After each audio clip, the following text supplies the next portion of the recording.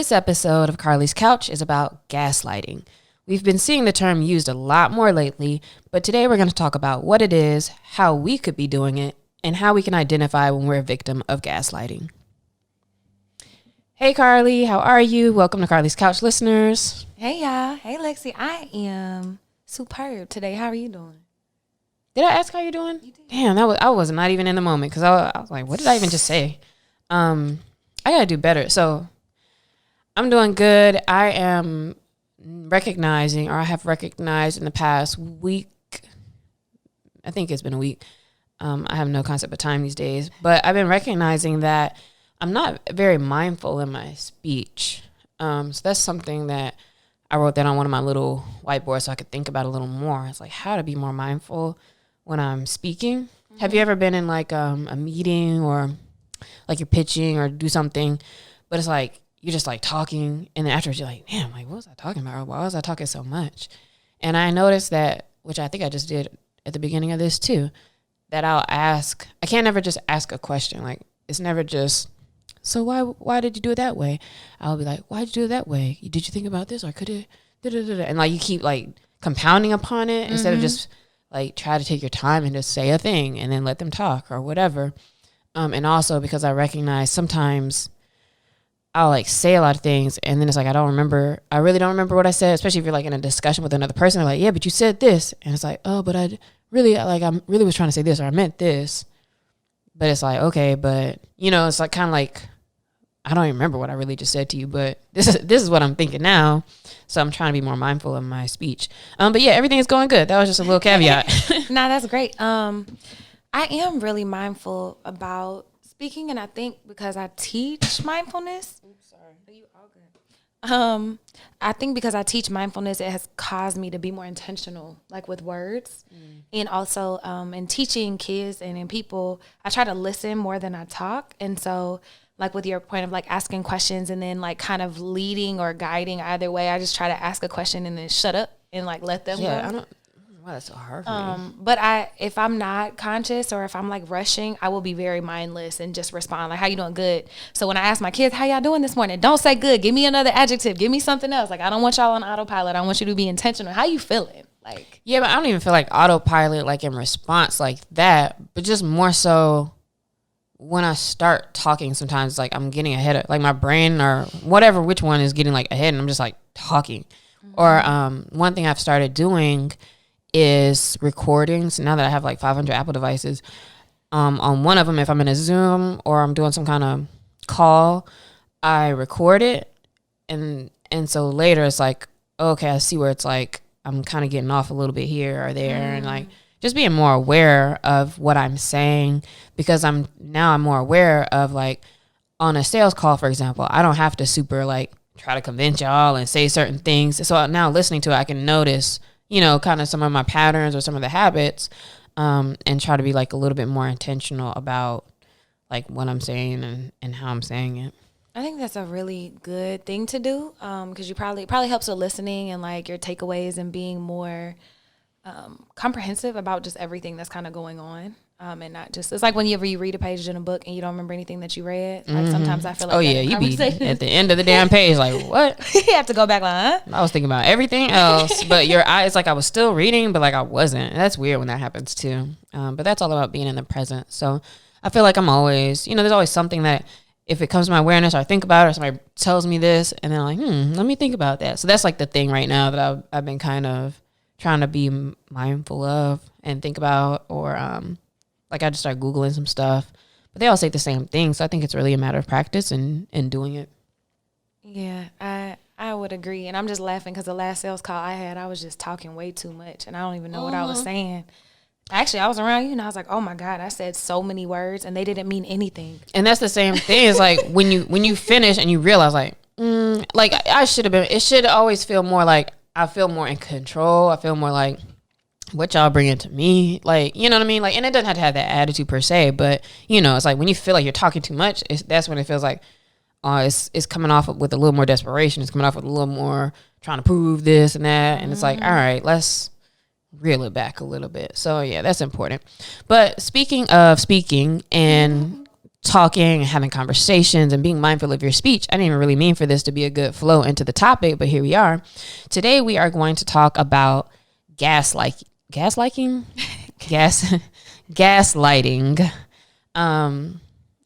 So Carlie, when you hear the term gaslighting, like what does it bring to mind for you? First, oversaturation, because I feel like I see the words gaslighting and toxic everywhere on social media, like every day. Oh, I'm getting gaslit, or they gaslighting you, blah, blah, blah. So that's the first thing is oversaturation. I see it entirely. I mean, I'm sure gaslighting happens a lot, but not quite as much as people like use it to be. So I'm glad we're talking about this today to kind of figure out exactly, you know, what it really is versus kind of what it's not, but also to examine my own behaviors. But what I think gaslighting is trying to trying to like confuse somebody else, like in your attempt to, so if I was the gaslighter, in my attempt to like, I don't know, keep my power or keep my position or keep my like values or my character, like I would at the expense of somebody else, like making somebody else feel like they need to question themselves or like second guess themselves over like something that I did. So that's like the first thing is like in relationships, when people are being manipulated. I usually kind of think about like trying to make somebody feel crazy, or the idea like somebody kind of feels crazy, like, oh, am I tripping? Like, that's kind of the first thing I think. But even in more looking at things, it's a little bit more than that also. And I've seen a lot of conflicting use of it as well, because on Twitter, for example, I'll see people using the term, but then I'll see some people being like, yo, this isn't gaslighting. But then sometime like everybody's kind of jumping on it. So I'm like, today, honestly, for me, I was like, well, let me understand, like, what is it really for me as well? So I think it's important for us to clarify what it is, because it is harmful.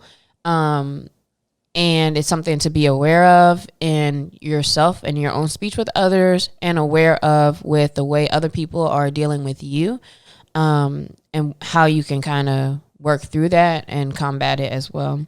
So gaslighting is the act of deliberately manipulating a person to doubt their sanity and judgment over a period of time. Some of the key things that stand out for me in that definition are deliberately manipulating, and also over a period of time. So it's kind of trying to change your reality of what's really happening, not just questioning you, for example, but it's a little bit more to it than that. But it can be a form of emotional abuse in relationships, as far as romantic, family, friends, whatever. It can be kind of a form of emotional abuse, because what you said, like, you're kind of questioning yourself. So what are some kind of things that can look like as far as examples? I think an example is like if somebody does something wrong, and then like, for example, like somebody got into an argument and then they said something really hurtful or like did something and then they like lied about it, completely like acted like it was a fabrication of your mind, and was like really committed. Like, man, yesterday when you called me out my name or whatever you said, like, what are you talking about? I didn't do that. And so like really like making people feel like, did that really happen? Because they're so convincing right now. Or like, so like blatantly denying it, or just like acting like nothing happened. So you get into a really big fight, you see the next day, you're like, good morning. Like, wait, huh? And then in the same vein, denying the existence of problematic behavior. So if there's something you kind of keep seeing over and over, and it's like, you know, hey, we need to talk about how you kind of lie about this, or how you do a thing, but then they're like, that doesn't happen. Like, I don't do that. So kind of similar. It's like straight up denying that things are happening. Another one is like distracting you from like whatever you're bringing to their attention by projecting something on you. Like, man, you always do this. You're so needy. And like flipping the script, like kind of placing whatever tension or anxiety is in the relationship like back on you. Like every time, like you start to question yourself about bringing stuff up, because damn, I always feel so needy, or I feel like I'm so sensitive. So if you're constantly being told you're too needy or too sensitive, and people are deflecting blame or deflecting like owning up to their own shit. Yeah, that's a good time to look into it a little further. Like, am I being gaslit here? Another thing is if the actions of a person are constantly contradicting what they say. That kind of goes into all the other things we've been saying as well. But again, it's like there's a disconnect between what's really happening and what you're trying to be convinced of is happening. And then another one is like withholding, I think, and I would add minimizing. So like withholding, like talking about something or even like participating in a conversation about a fight or just like minimizing it. Like y'all slamming doors and breaking windows and the next day it's like, oh, well, that's just a little tip. We don't have to talk about it. Funny part is I'm reading all these like, damn, I've been doing all these. But I don't feel like it was on purpose. But we'll get into that also because a lot of times people have grown to operate and move in a way based off of like their experiences, like, oh, this is how I feel comfortable or feel in control. And so it's not even until maybe you have the awareness to look into your actions or look into your activities. It's like, oh, I might be doing this. So I don't want us to be one of those podcasts where it's like you're listening to it and you're like, yeah, y'all right, man. That my man always da da da, or this person always da da da. Like, look at yourself too, please. Because sometimes I listen to like my relationship podcasts and things. I'll listen to them and I'll be like, oh, but I'm the person like sometimes that she's talking about. And in this case, I'm like, oh, like I've been the person where they're like, yo, you keep acting like this isn't happening or that. And I'm like, am I? Like, I don't think I am, but it's not that serious to me. But maybe that's minimizing it for you, or like, so I'm kind of recognizing also, like, all right, what things should I not be doing by doing this? But some real examples of gaslighting too is, because I feel like most women, I feel like have experienced this at some point. But like when you've ever been like dating somebody and or talking to them, whether you're dating or like in a real relationship, whatever. But like sometimes, you know, when that person starts getting distant, like people will get distant sometimes and disappear, and you could tell something's different. Like you could tell the dynamics changed, or, you know, but when you bring it up, they act like, what are you talking about? Like everything's fine. Like everything's the same. Like we're good, blah, blah, blah. But you're like, but we used to talk, you know, every other day, and now like you're not answering nothing I'm saying to you. So it's like, it's not crazy, but let's just talk about what it really is, which, girl, he went back to his other girl. So like, it's real. Like, that's what if it is what it is. But also, like, I think that's a real example where you could tell, like, yo, I know I'm not tripping. Like, things are different right now. Things feel different. The energy feels different. But to bring it up is like you're tripping. Like, don't worry about it. Yeah. And I think that happens in relationships or specifically, but friendships. Like, even at work, if your boss starts acting different or something happens and there's a noticeable change in behaviors and patterns, like something that has deviated from what the typical thing is, and they're unwilling to talk about it, or they're trying to minimize, oh, it's nothing, like that is a clear sign that there's something like happening. And then my other example, that's not necessarily relationship based, I would say like Donald Trump's whole presidency was a lot of gaslighting, because he would literally be like, hey, what about this thing that's happening?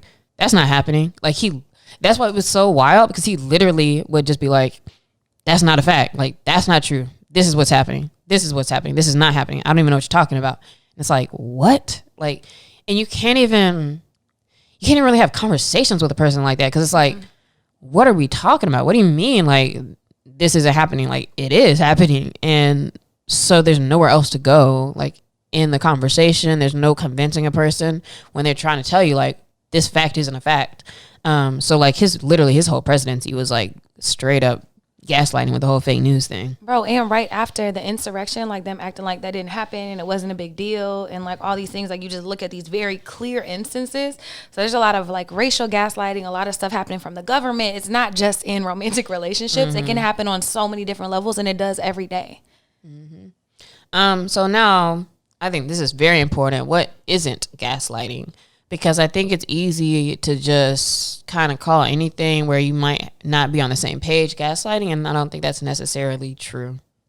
I think a big example of this, and this is probably one of the ones we see on social media, where people are like, you're gaslighting me. It's like if you're questioning someone's judgment about something, like that's not gaslighting to question somebody. And what can that look like? Like, what could be an example? Like if you're telling somebody like, why would you say that? Why are you doing a thing? Yeah, because maybe if you're taking that very personal, or if you're trying to make that gaslighting, you think like, why would you be asking me that? But like, if I'm just asking you a question because I'm trying to get clarity, or I want to know, what are you thinking? That's not necessarily gaslighting. Another one is when people put you down, when you try to address their behavior. Oh, first of all, that's not what I'm supposed to be looking at. Because I was like, well, that is gaslighting. Calling someone's credentials into question is not necessarily gaslighting. So if somebody's talking about something and you're asking like, okay, like, who are you to be saying this? Or like, why are you doing this? Why are you saying this? Like, just questioning and asking questions about things is not necessarily gaslighting.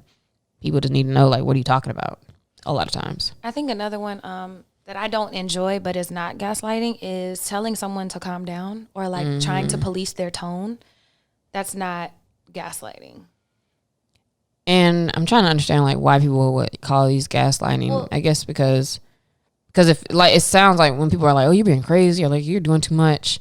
But telling somebody like, hey, like we can talk about this at a different tone is maybe not necessarily gaslighting. Yeah, I'm thinking about it. I'm thinking about it like that. I'm thinking, if trying to bring the conversation down or like, hey, we can talk about this, kind of what you said, but then like on the other hand, like where maybe it could be gaslighting to me, and I'm trying to talk through this so I understand it better, is if like somebody is really upset about something and you're trying to minimize their feelings about it. Like I feel like maybe that could be.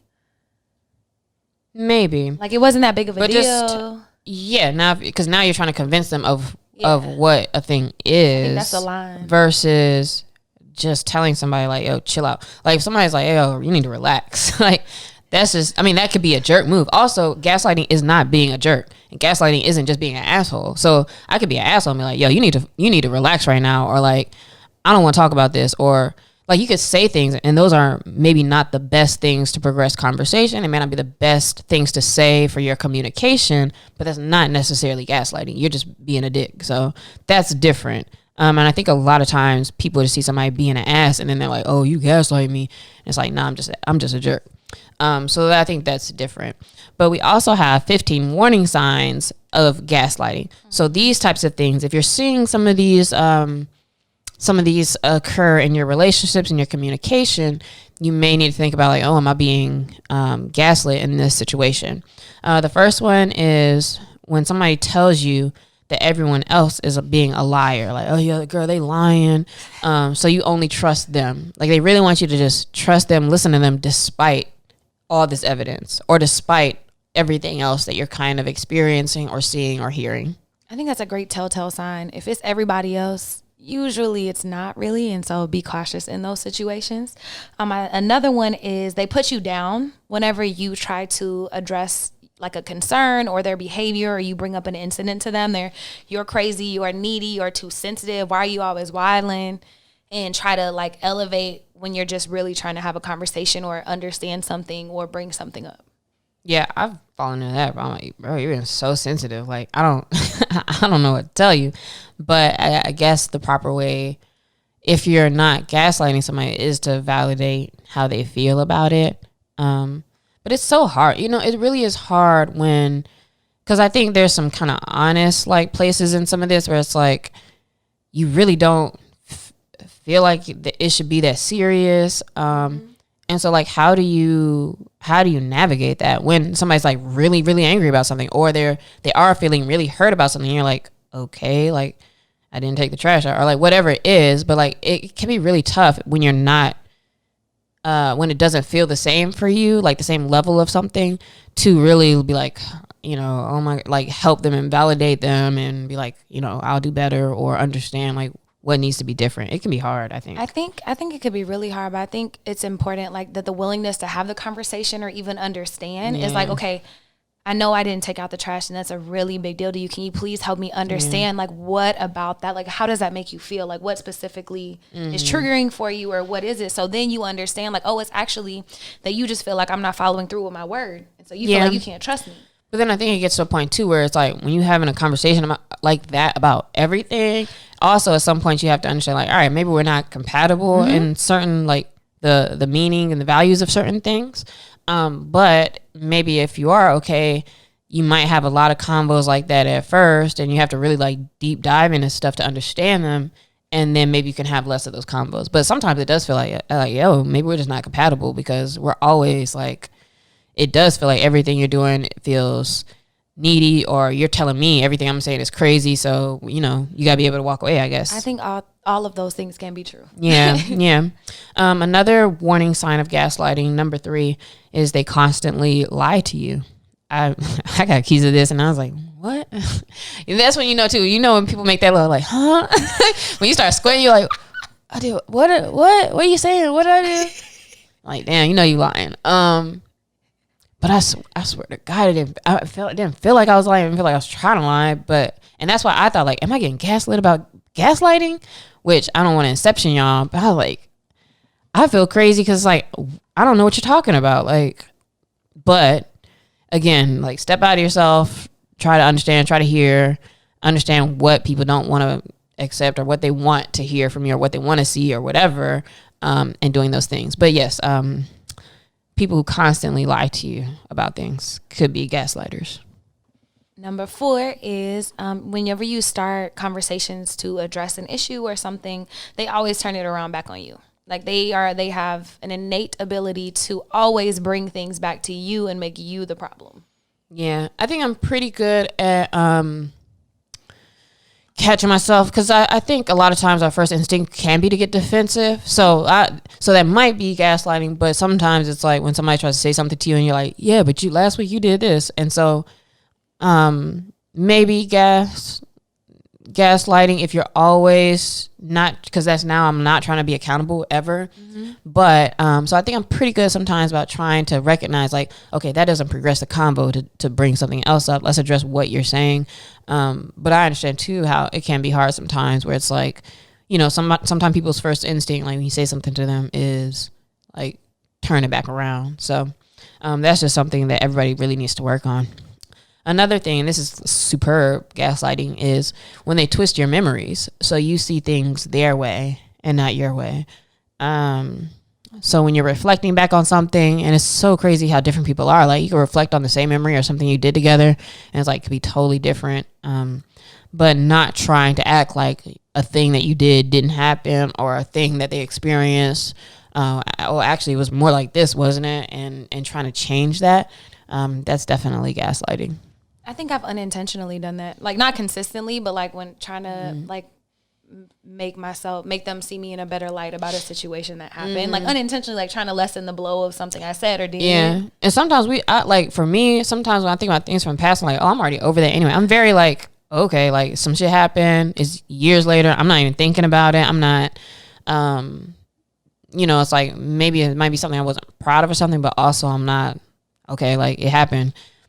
And my memory of it, I'll notice sometimes it's like a little different. Like in hindsight, you kind of are like, oh yeah, I didn't really care about this or that. But it's like, dang, but at the time you really did, or it was really kind of different. And so sometimes I think that is important to recognize, like how you kind of see things now. Like sometimes we might be gaslighting ourselves, which I don't have that in the fucking program today, but that might be a thing. Like you could be gaslighting yourself, which maybe in some instances we kind of do. I kind of actually think about maybe in a couple of spaces where it's like, you know what, I need to really actually acknowledge myself and what I think or thought, what happened in an instance, what didn't happen, etc.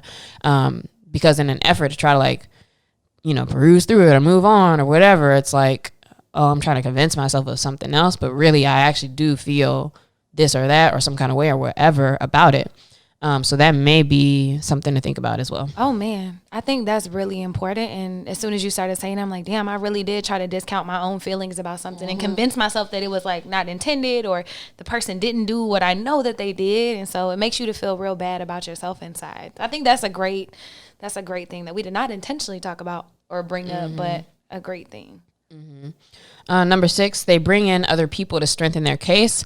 So if you're talking to somebody and they're trying to tell you like you're wrong, you're crazy, whatever, if they're like, oh yeah, this other person says you're wrong too, or like looking at this, you know, apparently you're not, what you think isn't right either.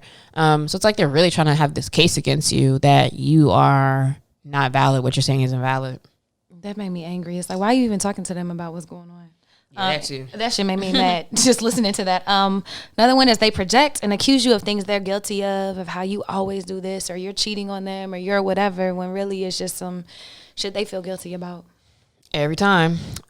This is a big one and something to think about, you know, with any convos. If you leave conversations more confused and disoriented than when they started, that's never a good sign of good, clear communication in general, because like, I thought we were talking about this, and now it's like, yeah, I don't even know what we're talking about anymore. We done gone back and forth so many times and threw in so many extra things. Like, I'm just trying to stick to this main point, and now we're all over the place, and, you know, it feels like, okay, we're not really on the same page. We're not even talking about the same thing, and we are not actually addressing the issue that I was trying to address. That's a bad feeling when you're like trying to have a conversation and it's just like not going anywhere. Number 9 is they seek to uproot you from your perception of the world by casting doubt. And I think that could be on yourself, on your beliefs, on how you felt something went. And I think that's probably to kind of break you down and just leave you confused, because then you're more easily able to control and to fall into it. Another warning sign of gaslighting is when a person constantly insults your character. When somebody's kind of like constantly doubting you while they're still being around or whatever, it's almost like they're kind of trying to make you doubt yourself, feel some kind of way, etc. Again, kind of makes you a little bit easier to control, manipulate, whatever it may be, or make them feel better.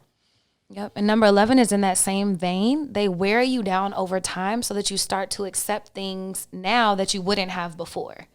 It's like, oh, it's not that bad. Like, okay, I can, oh, now they're yelling at me. Like, oh, okay, well, at least they're not doing whatever. And whenever you start to make excuses for things, like, I think that's a good time to stop and look at what's going on. Yeah. And then we've mentioned this earlier, but when what they say doesn't align with how they behave, that can definitely be a warning sign of gaslighting. Number 13 is whenever they deny anything that will make them lose their power in the dynamic. So in like either in that relationship or whatever that power structure is, anything that can bring you out to the same level or bring them like beneath you, they just blatantly deny. And people who use kindness as a way to maintain control over you also can be a warning sign of gaslighting, because it's like, oh, they're doing all these things and kind of using that to control you and to control what you think, or to later be like, okay, you mad at me about I lied about this, but I'm giving you all these things, doing all these things. Like, what are you talking about? Why are you complaining? Why are you, you're being sensitive because all of these things are great. And like, I'm trying to control you with the kindness, while also not being the person they need to be. And then the last one is number 15. They use the most important things in your life as ammo against you. So maybe a personal story, maybe some trauma, maybe one of your deepest insecurities or fears. And they kind of use that against you. So those are a lot of warning signs for gaslighting. But again, and we kind of talked about it earlier, when I was looking through this, I was like, but aren't some of these things valid? Like, what if you do need to be addressed about something? And like, how do you know the difference between something being gaslighting and not just we have a different opinion or a different mindset because of how we grew up or whatever about what's going on? Like, how do you really determine that? I think it'd be helpful to maybe talk about something that is gaslighting versus maybe isn't in the same thing. What I said is, I think the main difference, like when I thought about it some more, I think the main difference is that it's after they did something wrong to mess up the trust or to do something that shouldn't have happened, that then they're trying to do these things. So like sometimes like I may be wrong about something, and it's different if somebody says something to me and like, hey, you notice you did this, and us having that conversation versus they did something wrong and now we're having a conversation about like, how is something my fault? Or like, it's different when somebody's just trying to address something with you versus they did something wrong, or like they broke trust or they did something, but now it's like, oh, you're trying to make me see it your way. Yeah. Versus like, okay, we can be talking and you're making me try to understand your point and see something your way. But like, if you blatantly did something wrong and now you're trying to make me see it a different way, it's weird. That's different. So I think it's about like what has happened to make you feel that some kind of way, and now like how are they not addressing it or addressing it from there? Yeah, I think accountability is what I heard, and like you said, if they're trying to change your perception of something by lying, by falsity, by withholding, by minimizing, by whatever, like I think that is the difference in like addressing things. Yeah, so if you feel like, listeners, if you feel like on your side, because we're talking about like what does it look like from gaslighting, but on your side, if you feel like you're like constantly apologizing, constantly kind of questioning, and like, am I being too needy, crazy, sensitive, or if you start overthinking, like, man, should I say this? Should I do this? What's gonna happen?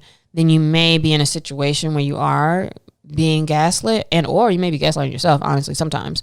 But you may be a victim of gaslighting if you find yourself really in that kind of space a lot. So that's something to consider as well.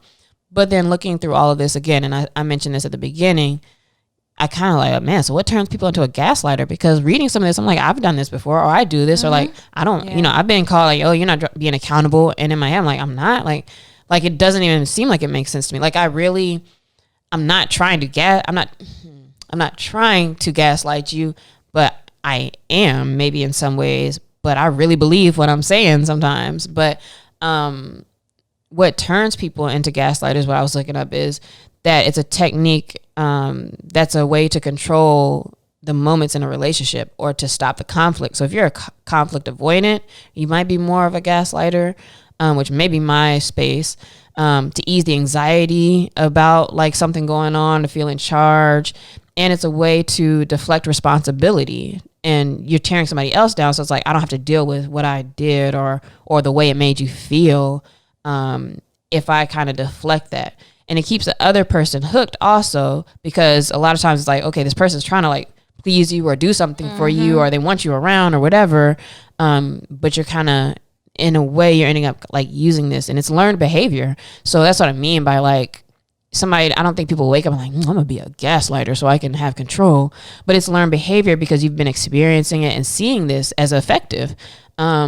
We see it in all the movies, a lot of music and everything. Like, it's effective when you're like, oh, go ahead, like do your thing then, whatever. Which really is like, what? You're the one who's stepping out on me, or you're the one who's doing whatever. But like, that makes you want to be like, no, I'm not, you know? So like, we've seen all these things, but it's this dynamic that is actually, it works. It's effective. I'm not trying to say, run this back and do all these things. But it does work. But it works for an unhealthy relationship. Like, it's not healthy to be in this type of dynamic for sure. It's like a power dynamic. Yeah, and it sounds like it comes from a place, whenever you're trying to control things, it's usually to avoid fear or to avoid being hurt, or you're just a manipulator. Avoid your own shit or your issues or whatever. 1,000,000% at the cost of somebody else, I think, is the difference. And it's like, I think it's also important in pointing out that there's usually a power dynamic. So if it's someone that you love, you really want that validation or that love or that acceptance. Like, you really care about what they think. And so it's easier to be manipulated. Or if it's a boss, you really want to prove to them that, you know, you got it and you're all these things. And it's like, that's when I think that can most easily happen. But I do think that it is possible in trying to defend or protect yourself to do this unintentionally, to not actually be trying to hurt or manipulate people, but to have some of these tendencies where you do end up doing those things. Yeah, because you're trying to protect yourself. And I think it takes a lot of awareness to recognize or to admit that, like, oh yeah, I don't like that I did this, and so I'm kind of acting like it just didn't happen. Can you recognize, or can you think of any times that you've been a gaslighter?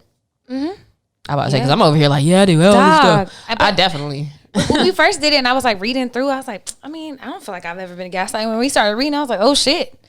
Definitely. Like, when you're just trying to overly control situations or people, like, yeah, I've definitely minimized things that I've said or done to make people either see me in a different light or try to keep their perception of me high, even though I fucked up or did, you know what I'm saying, did whatever unintentionally. Like, I wasn't trying to make them feel crazy or question themselves. It's like you're trying to maintain your perspective. Like, how do you look? Like, how do people see me? And like, yeah, so that's not me, because I don't do that. But it's like, but you did it. Yeah, but it is. So that's kind of where I've fallen into that, where it's like, oh, like, maybe I'm not as much this or that as I thought. So you can spot gaslighting now. Now, how do we combat it? Like, what can we do? One of the first things is just identifying it and calling it what it is. What else can you kind of do when you're trying to figure out like what's going on? The second one, so once you like identify it, kind of figure out what's fact and fiction. So sorting out the truth from distortion. So maybe after a conversation or an argument, like you write down stuff and you take an objective look, like from the outside, like what was said, what happened, and then noticing like where the conversation changed up and maybe brought in something that had nothing to do with the original argument, or whenever they started projecting on you, or, you know, something. So you can just kind of see what is fact and what is fiction, because you'll start to doubt yourself, and then you'll just be like discombobulated in your head and have no idea what's really going on. And another thing is kind of assess, like, is there a power struggle with this person? If you find yourself always trying to convince them of the same kind of thing, you kind of have the same convos over and over, but it doesn't seem like you're they're understanding what your issue is, or you're not understanding what their issue is, there might be kind of some gaslighting there. And recognizing that allows you to do a mindset shift. Like literally visualize yourself without that relationship, cast being single or cast being without them in a positive light, and like really see like how it feels. Like the stress of those types of relationships with people, for whatever reason, it's like we sometimes are drawn to that, but it's like, yo, like it's so much freeing not dealing with it. So like really imagining, okay, like I don't need this, or I don't want to deal with that, and what that can look like, and kind of living in that space. So heuristics is a term where like our brain has like a base level of highs and lows that it wants us to stay at. And I think we get addicted to it, right? Mm-hmm. Like the highs and lows with people, like, they're toxic, but you keep going back because it's a wild ride. And so I think by taking that time to separate yourself visually, like in your head from the relationship, that'll also help you release the need for approval and validation and love from that person. Cause you're like, oh, I can really exist outside of this. Like I don't really need it. And then also giving yourself permission to feel, and to feel sad, to grieve what happened, to feel angry, to feel upset, to feel used or manipulated or whatever. Yeah. And give yourself an okay to give it up. Like, back it the fuck up. Like, this ain't working. At some point you're only damaging yourself more when you're in this type of relationship with a romantic partner or a friend or family member, whoever. And at some point you have to not feel guilty about moving on, but you have to give it up. Absolutely. And the last one is to talk to somebody, so friends or a therapist, to kind of help give you a reality check. And I like that you said parent or family members, because parents are also like a big source of this sometimes, either intentionally or unintentionally. But having an objective outside source, or friends aren't necessarily objective, but having somebody outside kind of like weigh in and let you know that you're not crazy. And kind of what's going on, help like anchor you. So those are kind of like things for you to be thinking about if you think maybe, I'm in a situation where I'm being is it gaslit or gaslighted in this case? I don't know, but if you might be in that kind of situation, those are things for you to kind of process and think about. But like if you're in the middle of talking to somebody and you're like, yo, like they're gaslighting me right now, to think about things you can actually say or do in that moment. One of them is, I see that your perspective is different from mine, but I'm not imagining things. So like making the statement about how you feel, and that I'm not imagining it, and like really putting that in front of them.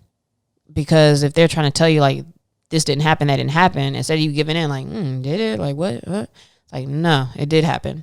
Yeah. And then owning your feelings, like these are my feelings, and that's how I feel. Like I say that a lot. I be like, look, this is how I feel. This is how I feel. That's all I can tell you. This is how I feel about it. Yep. Another one is saying, I feel like I'm not being heard and I want some space. So sometimes you do need to back away from it, especially if it feels like you're going in circles.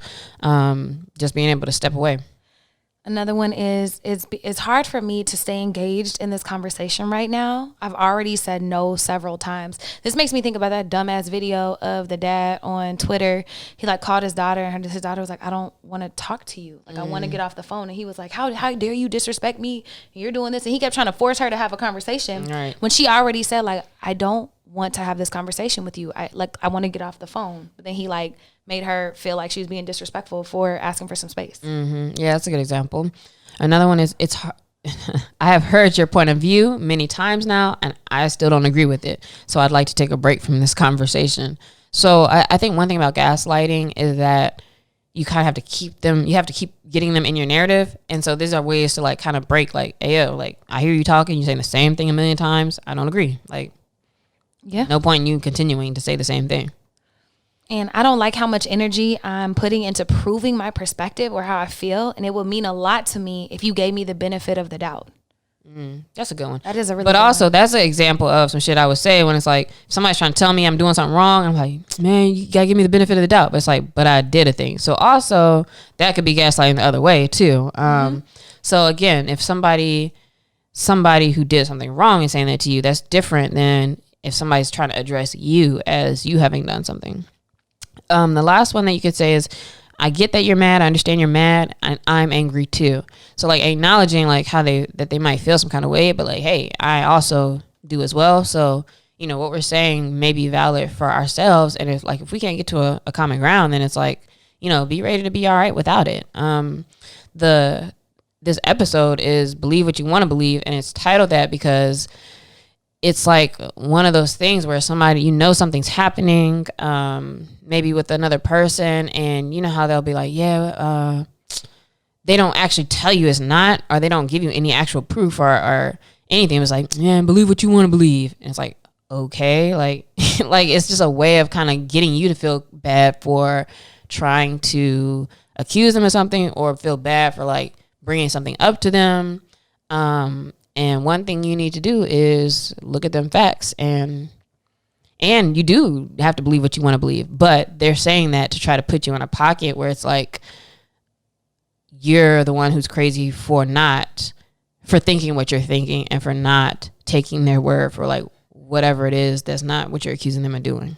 Man, I just got so angry because I also thought about just a whole situation where I feel like I was being gaslit the whole time. And yeah, but you also have to be willing to walk away from the table and be okay with not seeing things the way that they do, and being okay with them not ever understanding, acknowledging, or accepting the way that you feel or what you say.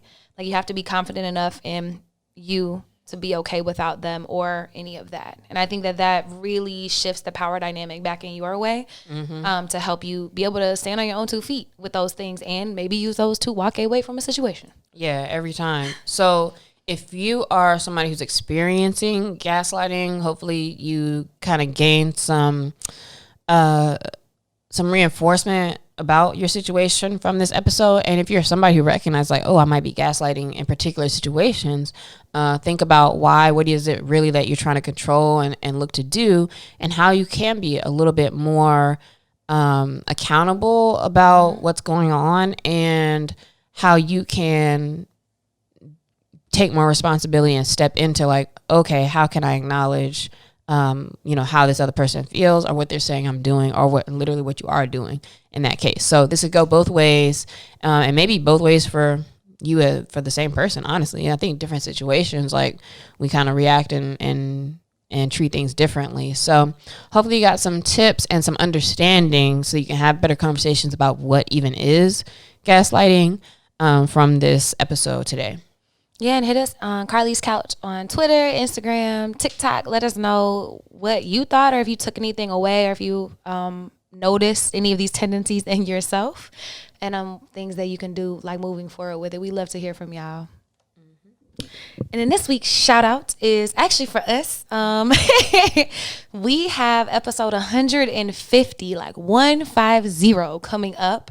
And we're super excited to have some of y'all's favorite guests come back. So if you're newer to the pod, we had some amazing guests in the first, all of our guests are amazing, but in the first 100 episodes, and we're bringing back 3 to 4 of y'all's favorites to answer some questions and give some updates on what they're doing right now.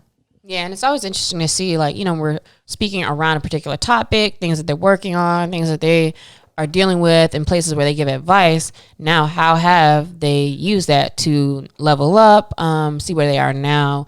And a lot of them are doing some really great things that are relevant and can add kind of like a quick part 2 to like what they talked about when they first were on the show. So we're excited about that and celebrating 150. So we hope you join us next week, and that you are listening for sure to that one. Absolutely. And this week's question of the week for you is, what's the last new thing that you tried? I tried some new food last night, like a Cuban dish I had never tried. But then also, this week we had summer camp with Change the Tune, the nonprofit that I work with. And I did like this art therapy thing that I haven't ever done before, which was cool. We brought in like an art therapist, and I got to do some of that. So that was kind of interesting. But what is it? It was painting, but it was like a guided like painting art therapy session. So using paints to kind of express feelings and emotions, and somebody's talking to you and like guiding you through a thing. Is it individual? It was a group. It was one individual. I'm trying to like visualize. I'm not understanding. So it's like, what we're is all sitting around a table, and we have like paints and palettes and pencils and different things, and they're like walking you through a narrative, like of how you're feeling today and about your fears and what you're excited about, like different questions. But you don't talk. You like just express yourself. Answer with the paints and with the pencils and or with words if you're like more of a creative writer. Did you feel like that felt different, or it was effective in any way, or just? I liked it. I think I do it subconsciously, like whenever we have art nights and stuff like that. But I've never been like intentional, like around these questions and what this feels like and what this looks like to me. That's cool. I feel like I did something since then. Maybe not though. But I would say that the last new thing I tried that I really remember was doing the pottery class. Because I used to do ceramics when I was in homeschool. When I was homeschooled, I went to a class. But mostly I would get the already pre-made things, and then I would do the painting and the glazing and the designing and putting it in the kiln. But I'd never actually thrown like a piece of clay into something, which, oh, she's supposed to be calling me back. In like 2 to 3 weeks, she said, for me to get my piece back. But I would say that might be the last new thing I tried. And I have a whole list of things that I'm going down. So the next one I'm doing is a 1,500 piece puzzle. And I ordered a puzzle and ordered like this big thing that you like lay down. So as you're doing it, you can roll it up and it keeps everything in place. Oh, cool. So you don't just have a big ass puzzle in the middle of the floor or whatever all the time. But that's the next thing on my list that I'm going to do. Oh, that's exciting. And I love that you have a list. I need to make one.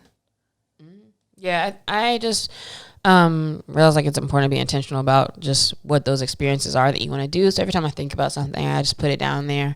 And then I already have a plan for one of the other ones as well. So just like working down it. Some of them are like cruise the Nile, and then some are like do a puzzle. So it's like different levels. And one's like go on an archaeological dig, and then one's like drive up and down the PCH. So like it's level. So my thing is just like let me always kind of plan to have something coming up. So what is the last new thing that you tried? Hit us and let us know. And thank you for joining us for today's episode. Let us know how you like it. And thank you always for listening. See y'all on the live next week.